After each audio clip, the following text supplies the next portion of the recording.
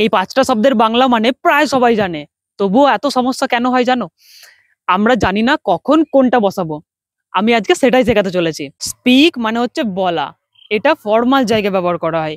যেরকম আমি ইংরেজি বলতে পারি, আই ক্যান স্পিক ইংলিশ।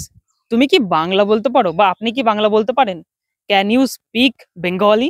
আমরা যদি সে ব্যবহার করতে চাই, সামনে কেউ আছে কি না আছে আমাদের দেখার দরকার নেই, আমরা অটোমেটিক যেই কথাটা বলে দেবো তখন সে বলবো।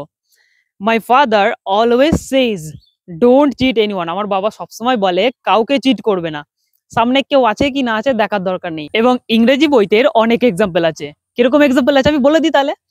যে কোনো একটা ব্যক্তি কিছু বলেছিল, হ্যাঁ না, তখন সে হবে। কেন সে হবে? কেননা তার সামনে কেউ ছিল না, সে শুধুমাত্র ওই কথাটা বলেছিল, তখন সে ব্যবহার করব। কিন্তু আমরা যদি টেল বলতে চাই, অবশ্যই অবশ্যই সামনে কেউ থাকা চাই। My teacher told me don't cheat anyone. আমার শিক্ষক আমাকে বলেছিল কাউকে চিট করবে না। Tell me something about your self.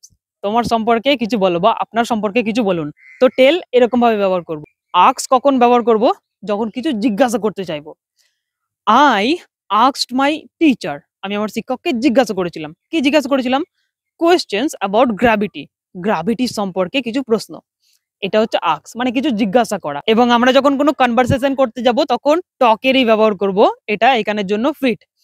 Example দিই, I always try to talk to my friend when I am free. আমি যখনই ফ্রি থাকি তখন আমার বন্ধুদের সাথে কথা বলার চেষ্টা করি। এখন আপনি যত কিছু শিখলেন তার একটা প্র্যাকটিস সেট করুন, fill in the blanks complete করে আমাকে কমেন্টে জানান। আমি সমস্ত উত্তর সেখানেই দিয়ে দেবো।